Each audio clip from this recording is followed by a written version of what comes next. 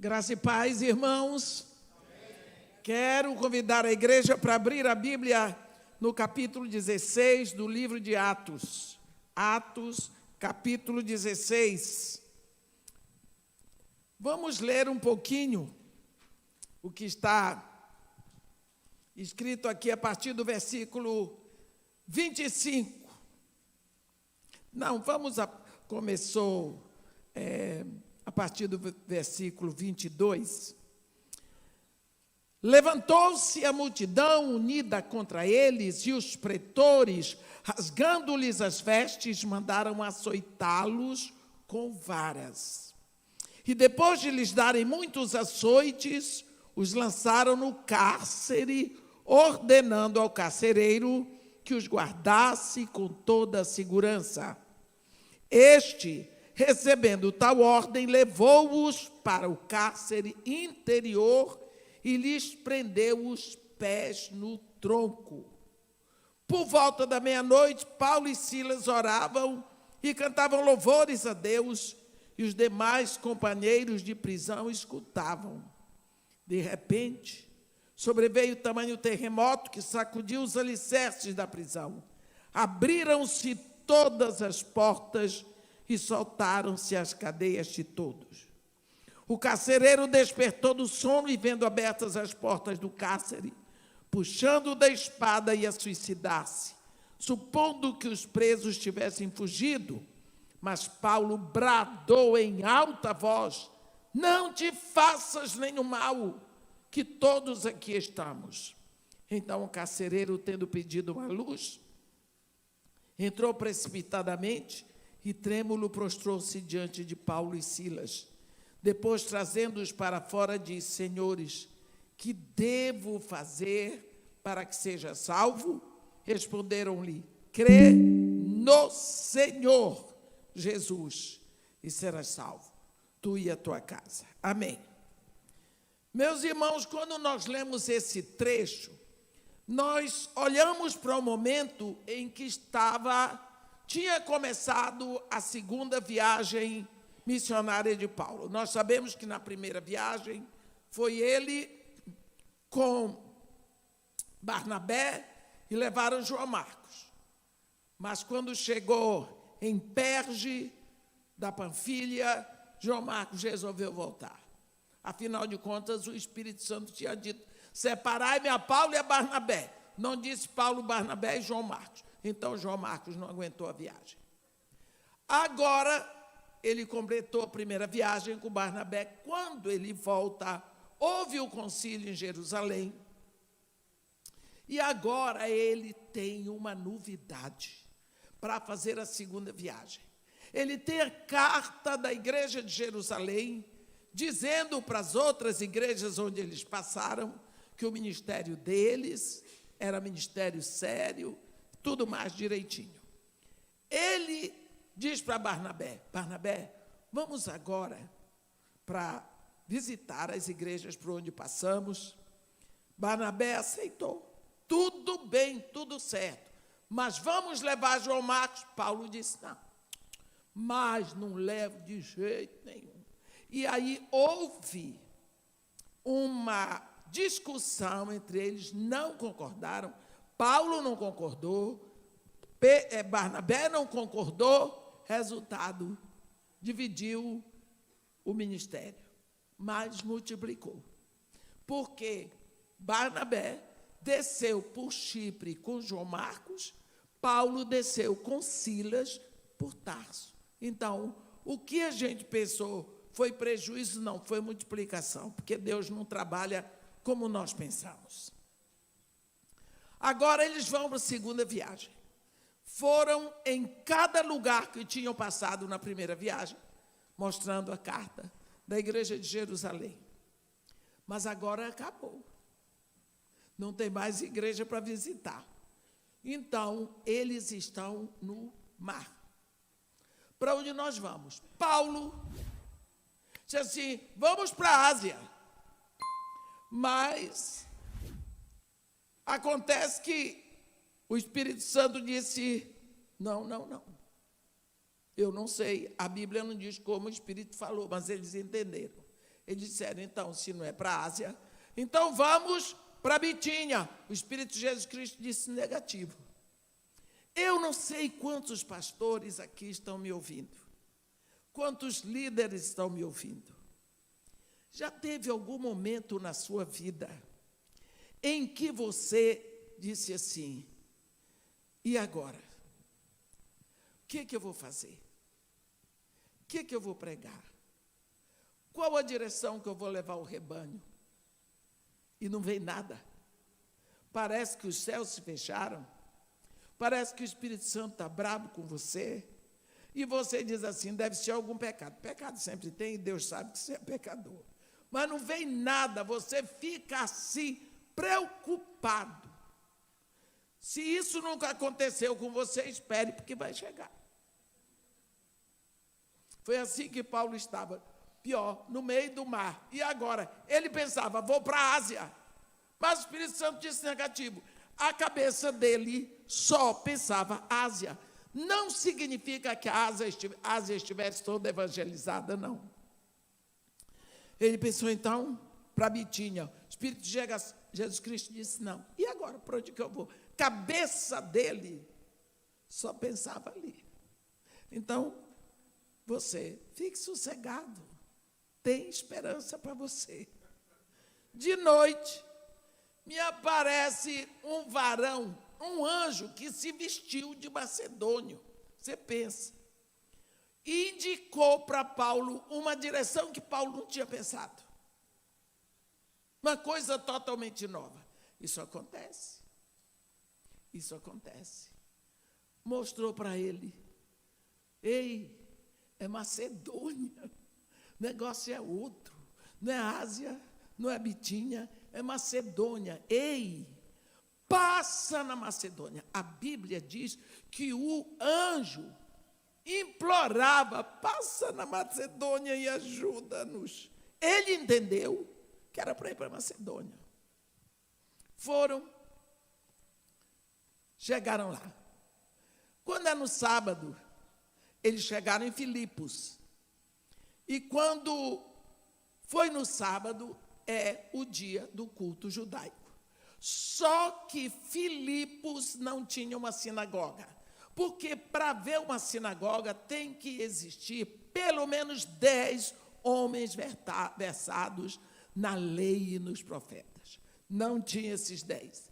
Então, como é que os judeus faziam? Dia de sábado, eles saíam da cidade e ao lado do rio, ali eles faziam o culto deles.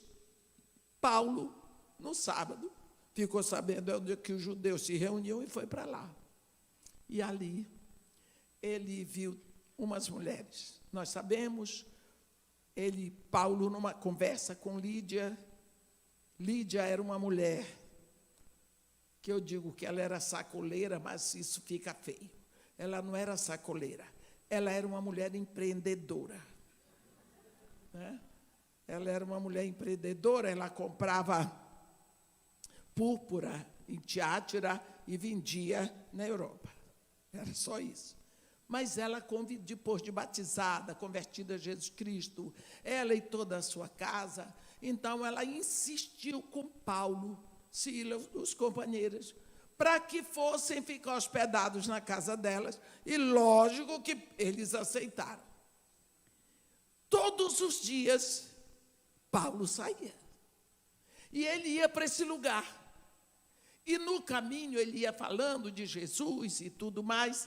Isso aconteceu há algum tempo. Só que atrás deles vinha uma moça. E essa moça ia anunciando: estes homens são servos do Deus Altíssimo e vos anunciam o caminho da salvação. Pense que pregação poderosa, que pregação verdadeira, intensa. Estes homens, são servos do Deus Altíssimo e vos anunciam o caminho da salvação. Tudo certo. Todos os dias, essa moça vinha atrás, gritando esta verdade eterna e absoluta. Só que à medida que ela falava, dava um nó no coração de Paulo. Aquilo incomodava. Sabe aquele negócio que você diz, não sei se é de Deus, mas me dá uma agonia? Abra o olho.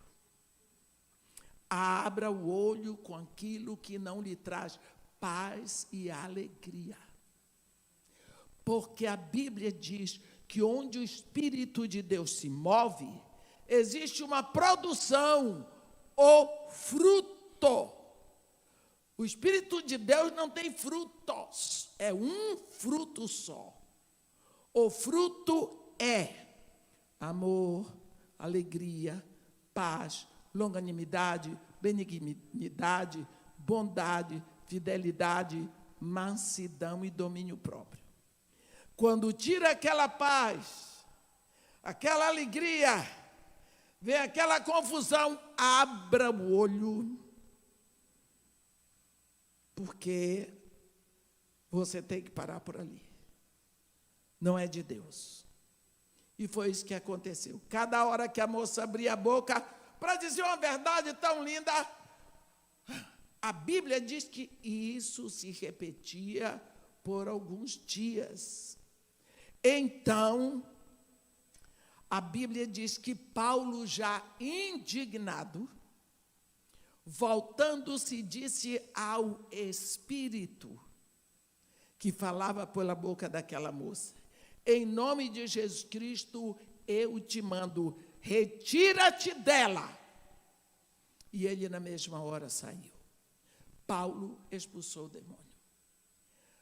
Agora, esta moça era possessa de um espírito que a gente chama, ela era uma pitonisa, ela era uma adivinhadora, ela era possessa de um espírito satânico de adivinhação. Existe isso? Existe. Existe.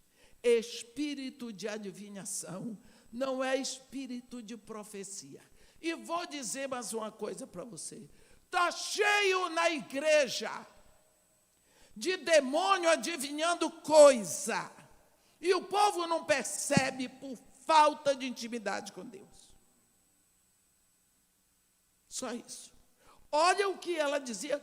Mas a mulher disse tudo certo, tudo bom, e daí?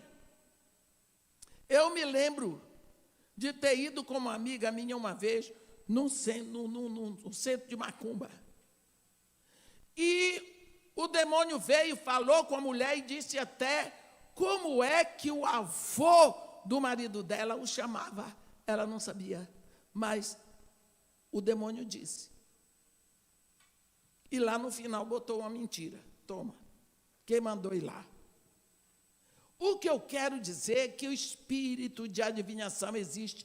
Esta moça era escrava e os patrões dela ganhavam dinheiro com a adivinhação dela. Então, ela adivinhava, ganhava dinheiro para os seus patrões. Agora, Paulo expulsou o demônio que adivinhava, a moça ficou prejudicada. Ficou liberta, mas os patrões dela não recebem mais o ganho. Lógico que eles se levantaram contra Paulo. Não porque a moça ficou liberta, não, exatamente porque eles não estavam nem aí se ela era possessa de demônio, eles estavam interessados no ganho. Como não via mais o ganho, a coisa ficou difícil. Paulo vai ser preso com Silas. Qual é o crime dele? Expulsou o demônio. Este é o crime. Ele expulsou o demônio da moça, o crime. Nós vimos aqui que ele vai ser espancado e ele vai preso. E o carcereiro vai prender os pés dele no tronco. Pensa o que é isso? Numa prisão em Filipos. Ele e Silas, os dois, apanharam que nem cachorro doido. A Bíblia diz que ele foi açoitado com vara. Quem foi aqui que já apanhou com vara?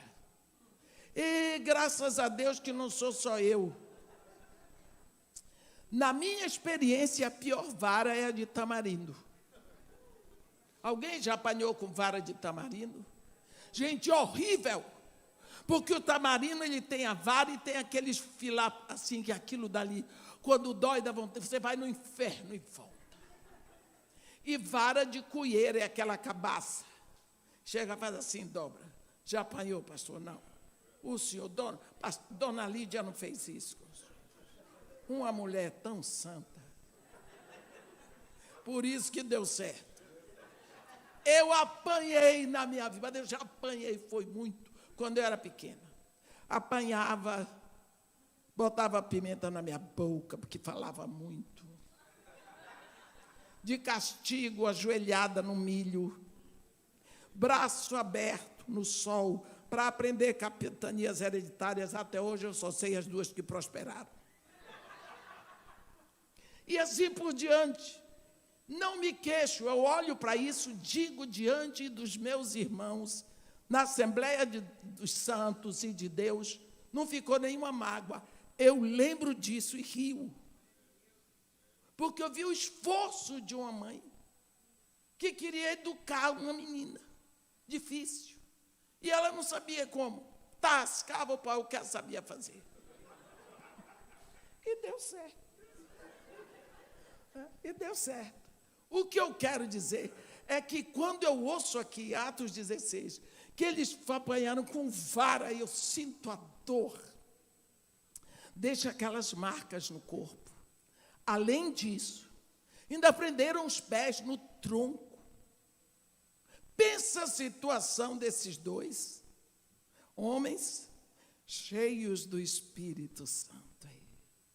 Paulo e Silas, o mestre e o profeta, os dois. Qual foi a reação deles? Deus estava preparando um cenário para milagre. Nós, no primeiro culto, falamos de milagre, não foi? Cantamos milagre. Deus estava preparando um cenário para um milagre. Você não gosta de milagre? Pois é, aqui Deus está preparando. Nunca pense que Deus vai fazer as coisas como você faz. Ele diz assim: os meus pensamentos não são os vossos pensamentos. Os meus caminhos não são os vossos caminhos. Porque assim como os céus são mais altos do que a terra, os meus pensamentos são mais altos que os vossos pensamentos. E os meus caminhos são mais altos que os vossos caminhos. Pronto. Então, Deus só estava preparando um milagre para acontecer. Para isso, os dois apanharam, os dois estavam presos, mas graças a Deus, eles sabiam da sua intimidade com Deus. A Bíblia diz que por volta da meia-noite,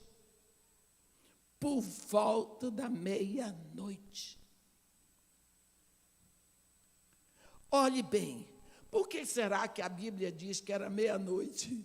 Meia-noite é possivelmente o momento mais difícil da noite para todo mundo. Parece que a noite está mais escura. Parece que todo mundo sabe que é hora de dormir. Parece que as coisas são mais difíceis. Tem certos momentos da vida da gente que as coisas parecem não dar certo. As coisas estão amarradas. Eu não sei aonde você está hoje, em que situação você está, mas Paulo e Silas estavam presos, tinham apanhado, como eu disse, que nem cachorro doido, vira-lata. E para pior, eles estavam fora da pátria. Eles não falavam a mesma língua. Eles não tinham família, não tinham advogado, numa época que não tinha direitos humanos. Não é? E agora? Confinados, presos, Quem sabe você também está preso em alguma situação indesejável?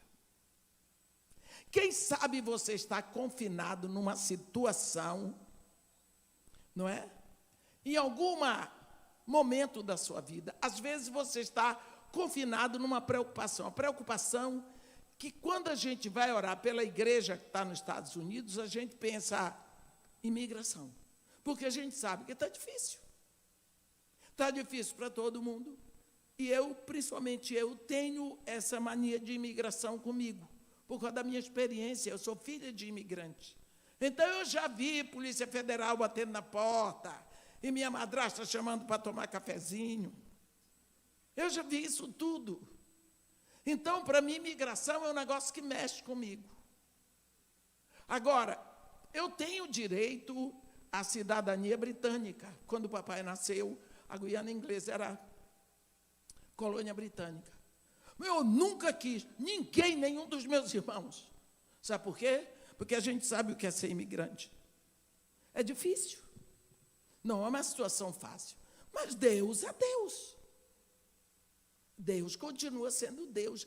Talvez você está aí com a sua mente presa nisso. E agora? O que vai acontecer? Como é que vai ser? Não há nada que você pense que Deus já não tenha uma solução. Você só pode agradecer. Senhor, eu te agradeço pelo teu plano para mim. Eu te peço que, se for possível, peça como Jesus. O Senhor faça assim, assim, assim, mas que a sua vontade seja feita, porque a sua vontade é perfeita, boa e agradável.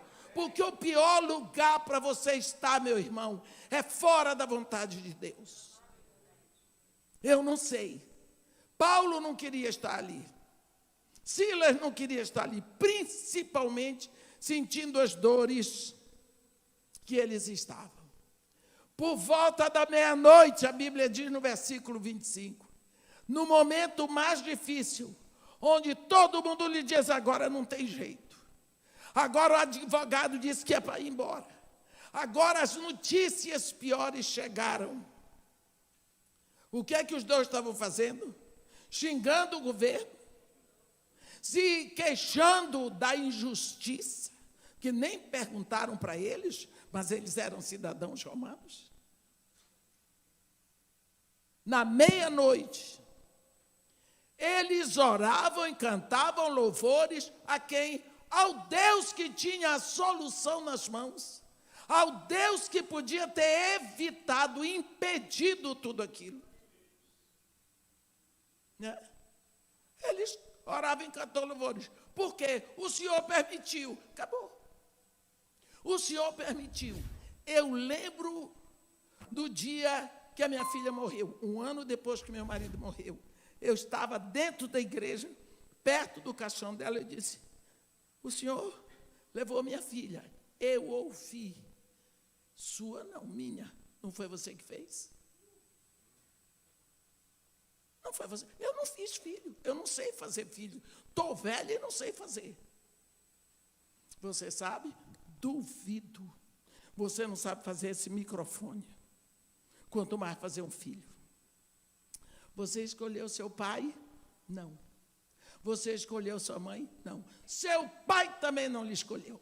Nem sua mãe. Tudo isso é fruto da vontade, da soberania, da bondade de Deus. Portanto, pare de estar se preocupando. Isso pode ser uma síndrome de cadeira de balanço. Você tem uma cadeira de balanço? Você senta na cadeira de balanço, você passa o dia se movimentando, não sai do lugar. É a síndrome da cadeira de balanço, aquela preocupação que vem para tirar a sua paz. Os dois, bem mais amadurecidos do que nós, meia-noite, apanhados, eu imagino o calor que estava naquela cela. Os outros presos, tudo santinho, sabe? Só tinha gente fina ali. Sentado olhando para eles, eles resolveram começar o culto. 2 judeus, seguramente estavam cantando em hebraico. Eu não sei o que eles cantavam. Também não sei se os dois tinham uma voz bonita, ou se a voz dele era como a minha. Abriram a boca para cantar, e para louvar, e para orar. Uma vez eu ouvi um pregador dizer assim, quando eles começaram a orar, Deus se levantou e começou a andar. E quando Deus anda, a terra treme. E quando eles começaram, Deus olhou assim, e Deus deve ter dito para Jesus, bom trabalho, meu filho. Olha lá, do jeito que estão orando, estão louvando a mim. Aí a Bíblia diz que houve um terremoto. Que terremoto engraçado. Um terremoto engraçado. Não quebrou nenhuma parede, não quebrou o teto, mas quebrou as algemas de todos. A Bíblia diz, de repente sobreveio tamanho terremoto, que sacudiu os alicerces da prisão. Abriram-se todas as portas e soltaram-se as cadeias de todos. Eles estavam presos em grilhões, as portas abriram. Quantas portas que você acha que estão fechadas na sua vida? E que só serão abertas através da oração e do louvor? Quantas? A Bíblia diz, portanto, ofereceis sempre a Deus sacrifícios de louvores, que é o fruto dos lábios que confessam o seu nome.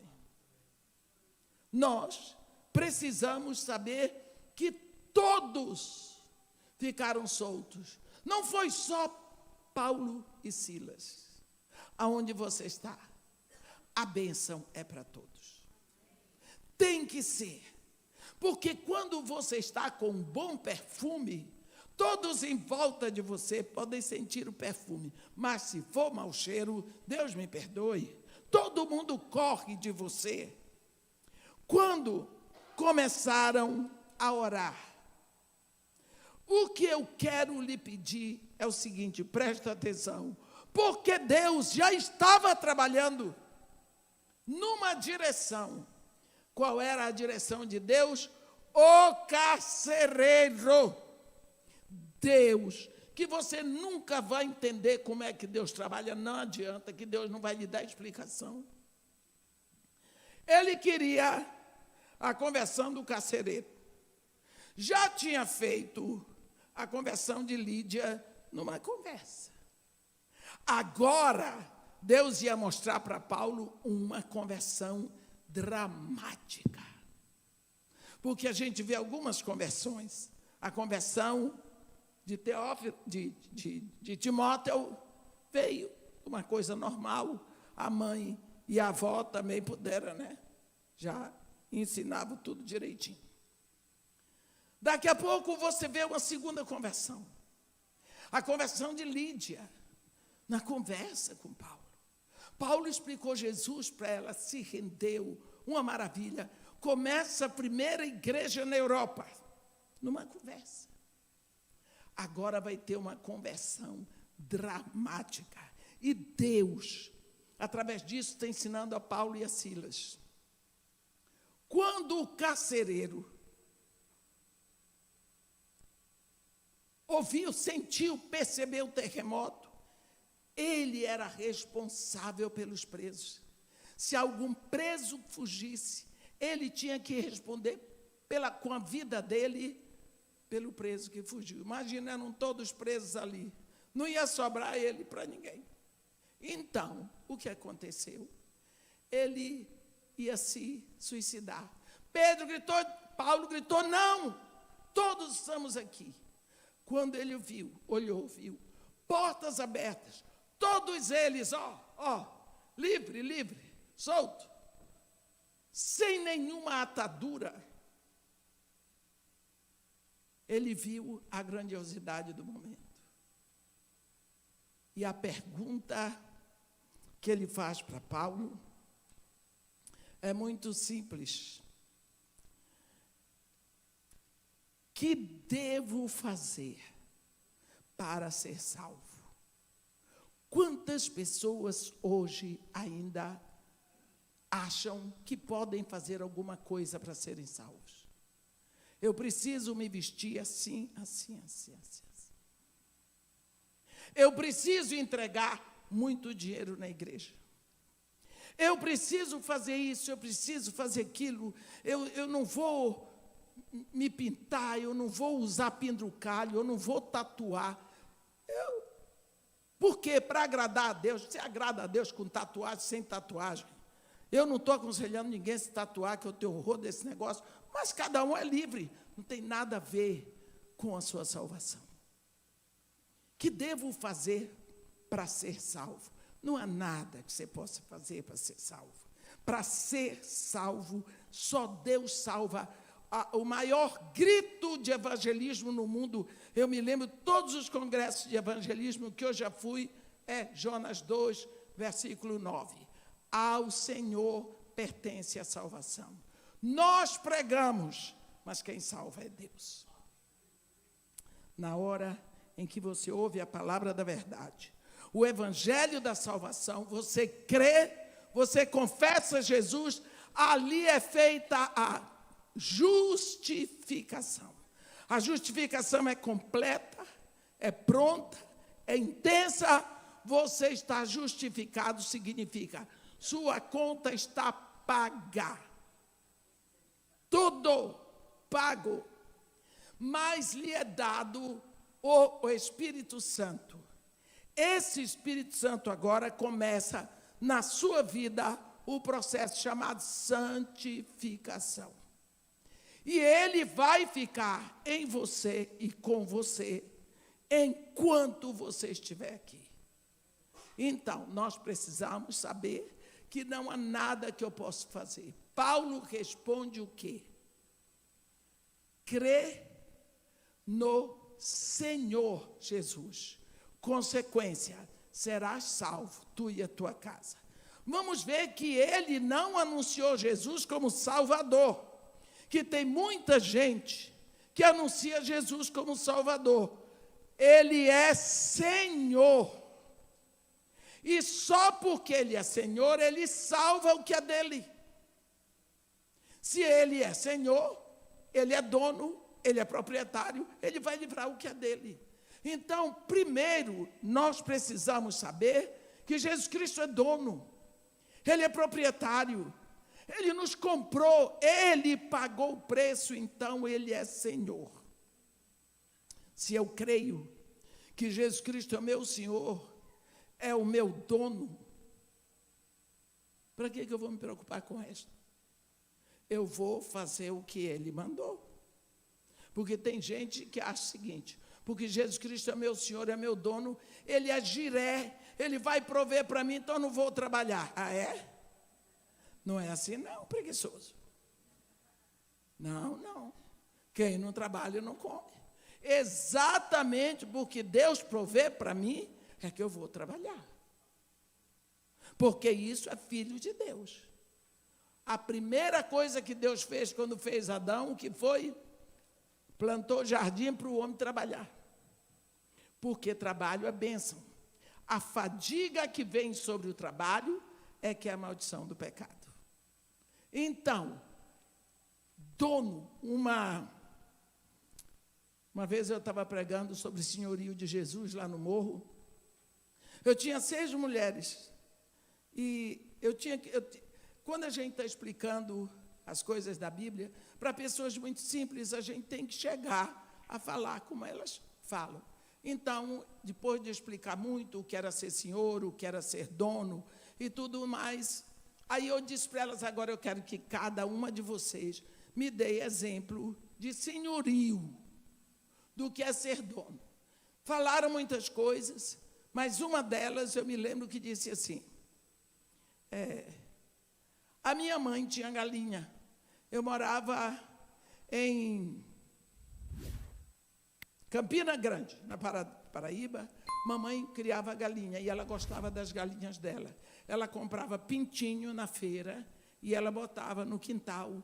Ela lavava a roupa para fora, ela comprava milho picadinho, xerém, para botar para as galinhas. E quando as galinhas botavam ovo, ela tinha todo o cuidado para botar a galinha.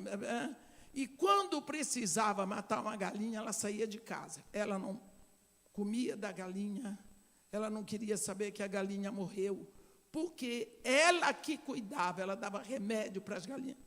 Ela era a dona das galinhas. Ela sabia quanto custava cada galinha. Tudo bem. Explicou, todo mundo entendeu. Houve outros exemplos que eu não posso dizer aqui. Então, senão o pastor manda embora nunca mais. Aí, na hora de orar, eu disse, agora cada uma vai orar pelo senhorio de Jesus. Elas haviam entendido. E na hora dessa moça orar, ela disse, Senhor, eu te agradeço que nós somos tudo galinha do teu galinheiro. Quer dizer, ela entendeu o que é que nós somos propriedade de Jesus. Então, olha o ensinamento que Paulo trouxe para esse galinheiro.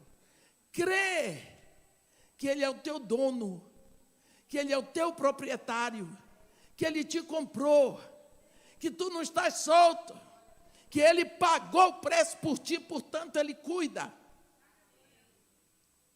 Qual é a consequência disso? A salvação. Se ele é o teu dono, ele te salva, ele te livra, ele cuida de ti, ele faz tudo para que tu estejas bem, para que tu produzas, para que tu cresças. Mas tu tens primeiro que aceitar que ele é o teu dono. Olha, uma coisa, você não viu Jesus pagar o seu preço lá na cruz, mas quem estava lá, hoje habita dentro de você.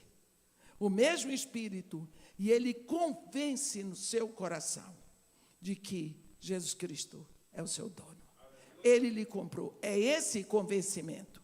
Portanto, eu não sei em que confinamento você está hoje, em que situação difícil, com a sua preocupação. Eu queria dizer para você, pegue isso tudo e jogue no mar do esquecimento. Lembre-se apenas de uma coisa, você tem um dono, você tem um proprietário, ele lhe comprou, ele cuida de você. É preciso saber disso. Se você tem um cachorrinho que você comprou, você cuida. Qualquer animal que você compra, você cuida. Você acha que Jesus Cristo ia nos comprar com seu próprio sangue para nos deixar à mercê? Não. Olha aqui. Olha o que está acontecendo. Pegaram Paulo e Silas, bateram, açoitaram, entregaram na mão do carcereiro, e o carcereiro simplesmente recebeu, deu os açoites, lançou no cárcere, foi ordenado ao carcereiro que guardasse com toda a segurança. Este carcereiro, recebendo tal ordem, levou-os para o cárcere interior, deve ser o pior de todos, e lhes prendeu os pés no tronco. Por que Deus deixou acontecer isso com os 2 filhos dele? Deus tinha uma obra para fazer. Deus tinha uma obra para fazer. Olha, Deus é Espírito. Como é que Deus vai abraçar, se não for com os meus braços? Como é que Deus vai chorar com uma pessoa, se não for com as minhas lágrimas? Como é que Deus vai falar, se não usar a minha voz? Então, Deus queria atingir o carcereiro. Agora, esses 2 homens não esqueceram que eles têm dono, que está cuidando daquela situação, que eles têm proprietário, e só por isso eles começaram a louvar, e a cantar e a orar em voz alta. E o que aconteceu? Deus salvou o carcereiro. Foi preciso que os 2 fossem presos. O crime deles foi apenas expulsar um demônio. Então, quantas coisas Deus quer fazer? aonde você mora, aonde você trabalha. Mas é preciso que não seja, Deus nunca vai operar através do seu pecado, mas das suas atitudes, do seu estilo de vida e possivelmente através da sua dor. Amém? Que Deus nos abençoe e nos guarde, que faça resplandecer seu rosto sobre nós e tenha misericórdia de todos nós.